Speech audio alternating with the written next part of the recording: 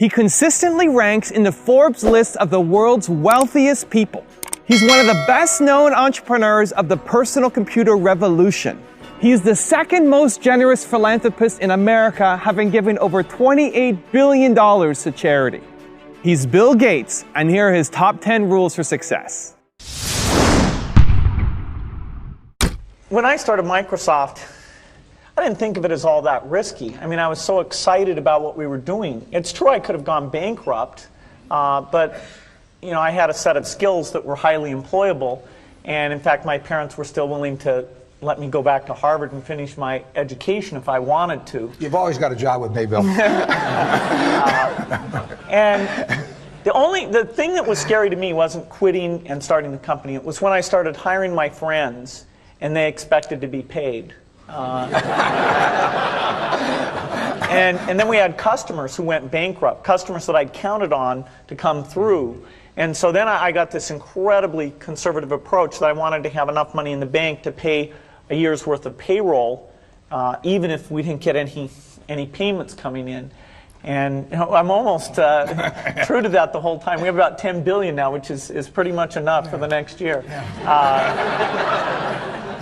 Anyway, you know, if you're going to start a company, it takes so much energy that you know it better overcome your feeling of risk. I don't think that you necessarily, if you're going to start a company, should do it at the start of your career. I think there's a lot to be said for working for a company, learning how they do things. You know, if you're young, it's hard to go lease premises. They made that hard for me. You couldn't rent a car when you were under 25 at the time, so I was always taking taxis to go see customers. The people would, you know, people would say, well, we're going to go have a discussion in the bar. Well, I couldn't go to the bar.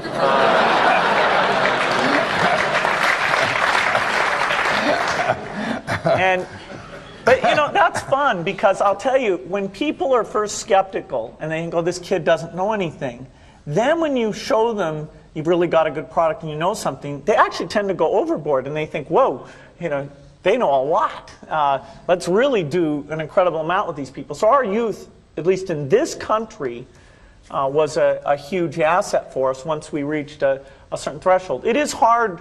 It's hard to hire older people because they'll be a little bit conservative about whether they should come and take the risk. And it took 3 or 4 years before we could go out into the normal sort of employment pool. But those problems that come with starting a firm, you better think of those as part of the pleasure, part of the challenge that is part of the excitement.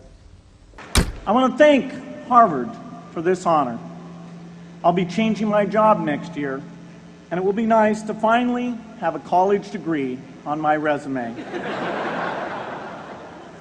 I applaud the graduates for taking a much more direct route to your degrees.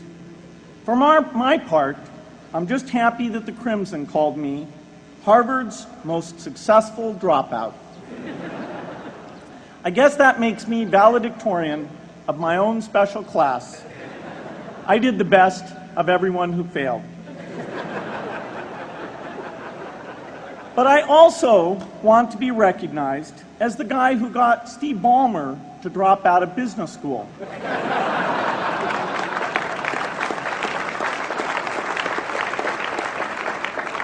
I'm a bad influence. That's why I was invited to speak at your graduation.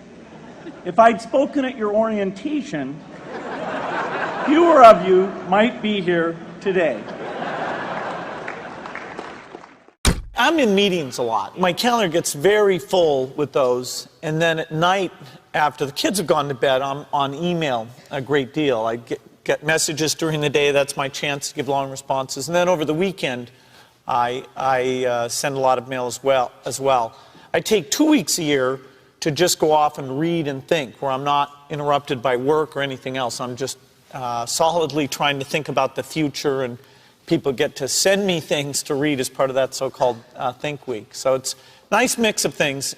About 25% of the time that I'm out traveling around, meeting with customers, Europe, Asia, and that sort of helps me think, okay, do we have the right priorities? What are people responding well to, and what would they they like to see us do better. Hello, I'm Bill Gates, Chairman of Microsoft. In this video, you're going to see the future, Windows. Microsoft first came up with the Windows concept back in 1983. And today, the leading software users have switched into the Windows environment. It's really incredible how quickly our powerful applications like Word and Excel and PowerPoint have been adopted. It's not just Microsoft applications. Even companies like WordPerfect and Lotus have now come out with Windows applications. And every week we see new innovative work. It's really attracting all the innovation in the industry. We predicted this a long time ago, and now it's the future. The key point there is you've got to enjoy what you do every day. And for me, that's working with very smart people. It's working on new problems. You know, every time we think, hey, we've had a little bit of success, we're pretty careful not to dwell on it too much because the bar gets raised. I love Bridge. Bridge helps you think. It's a game you can play your entire life and keep getting better and better. I think anybody who's good at Bridge is going to be great at a lot of things. So I really encourage people to get involved, and I want to thank the people who've put things together for juniors. They'll be thanking you the rest of their life because Bridge is such a great sport. I talked to my dad, I talked to Warren, I talked to my wife Melinda. So I have enough people that know me and actually know where my judgment isn't its strongest, where I might get overexcited about something or, forget to think about something. And so they're good at correcting, particularly Melinda, good at correcting whatever those blind spots are. And I think it's good to encourage your friends and advisors to really give them that license. I can go to a party and forget to say hello to various people or something. That's a very minor example of my blind spots. Not to the hostess. Well, Melinda would help me do that. Yeah, she would, So, a small number of people that you can turn to on certain key things is a great asset. My best business decisions really have to do with picking people. Deciding to go into partnership with Paul Allen is probably at the top of the list. And then subsequently hiring a friend, Steve Ballmer. And having somebody who you totally trust, who's totally committed, who shares your vision and yet has a little bit different set of skills, and also acts as a check on you. Some of the ideas you come up with, you run by them because they're going to say, hey, wait a minute. Have you thought about this and that? And just, the benefit of sparking off of somebody who's got that kind of brilliance, it's not only made it fun, but it's really led to a lot of success. So picking a partner is crucial. I had one habit that I developed when I was at college that was actually a very bad habit, which was I like to show people that I didn't do any work and that I didn't go to classes and I didn't care. And then at the very last minute, like 2 days before the test, I'd get serious about it. And people thought that was funny. That was my positioning, the guy who did nothing until the last minute. Then when I went into business, that was a really bad habit. And it took me a couple of years to get over that. Nobody praised me because I would do things at the last minute, and I tried to reverse to students I didn't think that highly of, who were always organized and had things done on time. I'm still working on it, but procrastination is not a good habit. Bill can change clothes in the car. So I'm going to challenge Bill Gates, my partner at Facebook, Sheryl Sandberg, and Netflix's founder and CEO, Reed Hastings.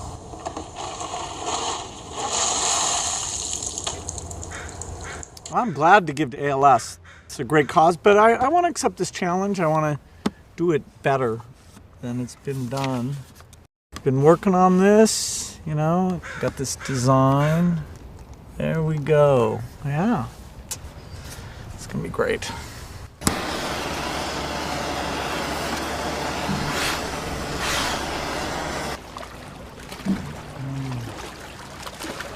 I'm here to join the people bringing attention to Lou Gehrig's disease by taking the ALS Ice Bucket Challenge. I'm going to challenge 3 more people: Elon Musk, Ryan Seacrest, and Chris Anderson of TED. Consider yourself challenged.